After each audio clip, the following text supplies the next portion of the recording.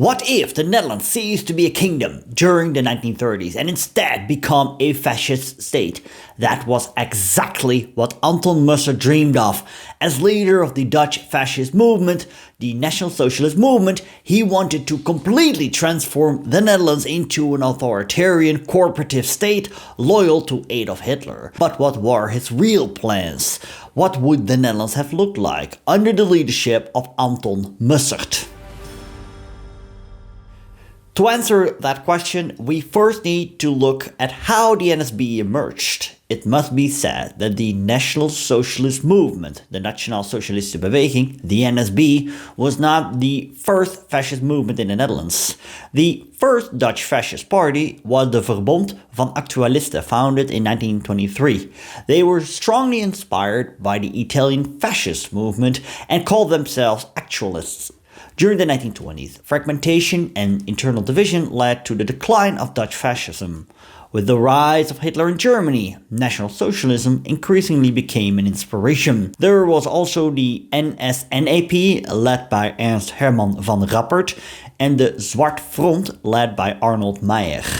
The National Socialist Dutch Workers' Party used the swastika, was extremely anti-Semitic, and wanted the Netherlands to become a province of Germany.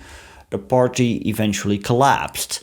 The Black Front, Zwart Front, was a Christian fascist movement led by Arnold Meyer.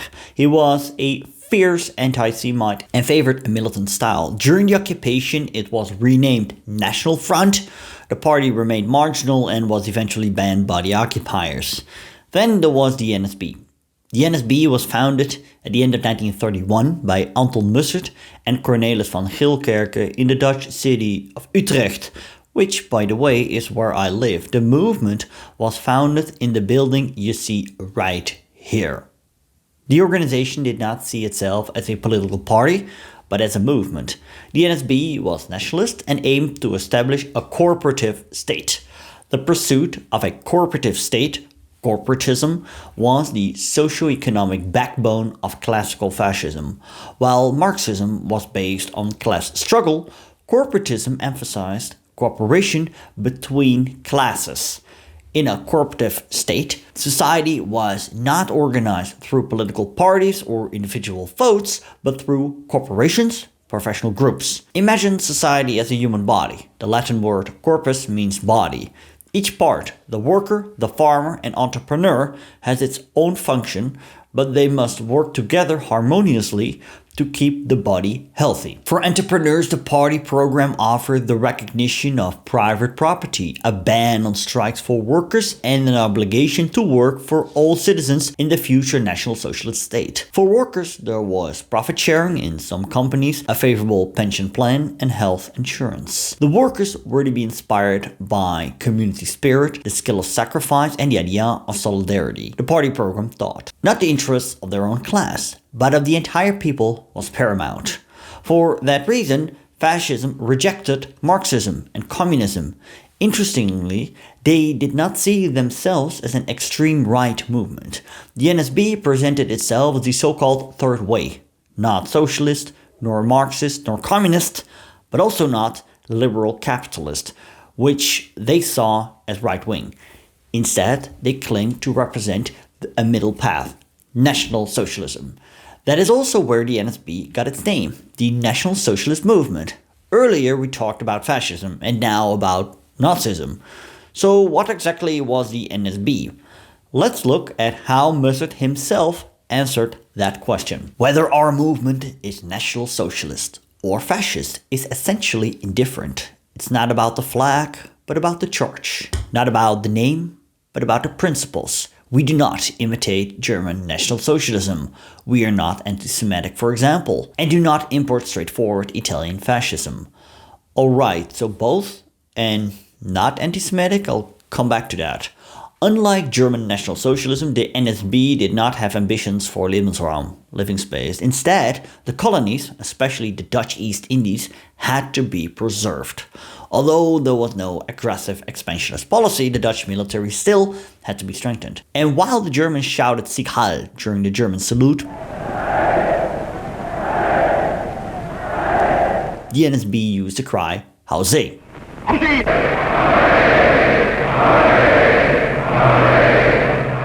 first, the party was not anti-Semitic, but during the 1930s, it gradually became so. This shift was not initially driven by Mussert himself, it came from within the party ranks. By the end of 1934, Mussert, in order to keep the movement united, declared that Jews could no longer hold leadership positions within the party, although he publicly claimed he had nothing against Dutch Jews. That position was effectively abandoned the following year, when Germany adopted the Nuremberg laws. From that moment on, the party increasingly aligned itself with German National Socialism. The party soon became trapped in its own contradictions. How could a movement that claimed to be fiercely nationalist simultaneously orient itself towards its powerful neighbor? As early as 1933, the NSB was accused of treason. Its members were reprimanded for being seen as servants of Hitler. The NSB claimed to be typically Dutch, but the marching uniforms and military drills were not seen as typically Dutch at all. By aligning itself with Nazi Germany, the NSB also had to defend and justify every political decision made by Hitler. This became especially clear in 1938, during the Kristallnacht, also known as the Night of the Broken Glass, a Nazi-organized attack against Jews in Germany. Although Mussert claimed to regret the German methods, he developed the frightening idea that Jews might cause a war in Europe. More and more, he began to see the Netherlands and even the entire world as a battleground between the people and the Jews. He even devised a plan to forcibly resettle all Jews in Guyana. He wrote, "Two worlds collide, the Jewish world and the people's world. Liberalism, capitalism, and Marxism belong to the Jewish world, fascism and National Socialism to the people's." Now, I must note that this was perhaps not the best translation. The word peoples in German is volkisch and in Dutch volks.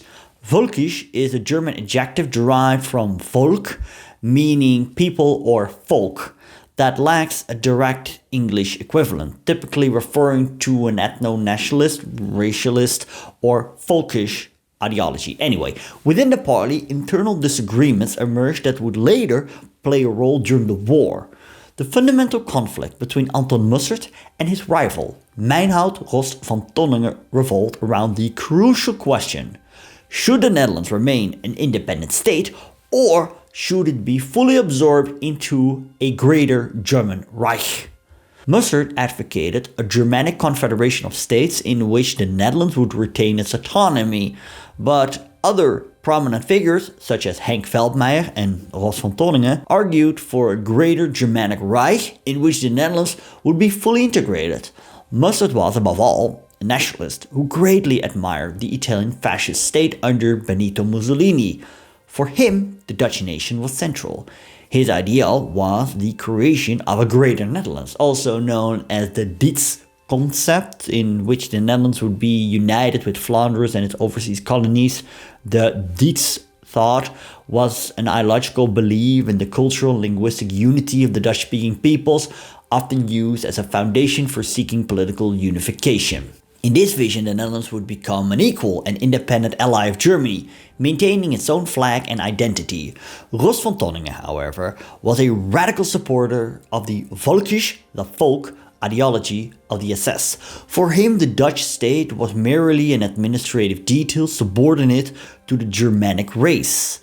His vision was that of a greater Germanic Reich in which all peoples of Germanic blood would be united under direct rule from Berlin. In practice, this meant that the Netherlands would cease to exist as an independent country and be reduced to a province of Germany.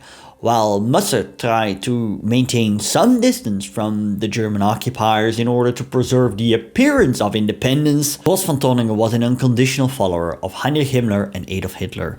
He rejected Christian morality and Dutch national symbols in favor of radical racial ideology and a new pagan worldview. In that sense, Rost van Tonningen was far more radical than Mussert.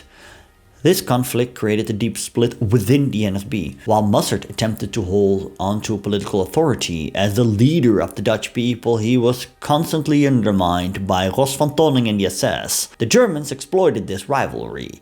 They used Mussert as a formal figurehead to keep the Dutch population relatively calm, while through Rost van Tonningen and the Dutch SS they carried out the real Nazification and economic exploitation of the Netherlands. In the end, Mussert's vision proved to be an illusion because the real power holders in Berlin ultimately favored Rost van Tonningen's idea of a greater Germanic state. Returning to the question of what the Netherlands would have looked like if Anton Mussert had actually gained power, the country would likely have become an authoritarian, cooperative state. Politically, the parliamentary system would almost certainly have been abolished immediately. In such a system, there would have been no place for opposition. Mussert, as leader, would have held absolute authority, with the Council of Ministers personally accountable to him rather than to the people. The rule of law as it has existed, with independent judges and constitutional rights, would have been replaced by a legal order serving what the party defined as the interests of the people. The economy would have been transformed into a directed system. The free market and influence of large banks would have been restricted in favor of cooperative organizations. Employers and workers would have been forced to cooperate within state-controlled professional bodies, with strikes strictly forbidden. At the same time, large-scale public works projects, similar to the German Autobahn construction, would likely have been introduced to combat unemployment and instill discipline among the population. The media, education system and the cultural sector would have been placed under the supervision of the ministry responsible for spreading National Socialist ideals. The concept of Volksgemeinschaft, the people's community, would have become the guiding principle. Anyone who did not fit in that image, politically, such as communists and socialists, or racially, such as the Jews, would have been pushed to the margins of society or possibly persecuted. Internationally, the Netherlands would have entered into a close alliance with fascist Italy and Nazi Germany. Mussert would likely have pursued the creation of a greater Netherlands through the annexation of Flanders, forming a powerful bloc along the North Sea. Regardless of the German invasion, this new Netherlands would inevitably have fallen within Berlin's sphere of influence. Despite Mussert's hope for independence, the country would in reality have become a vassal state of the German Reich. This video has a strong what-if element. So far, the focus had been on Anton Mussert. But how did the Nazis in Germany actually envision the future of the Netherlands? What would the country have looked like if the German occupation had become permanent? Click here to find out.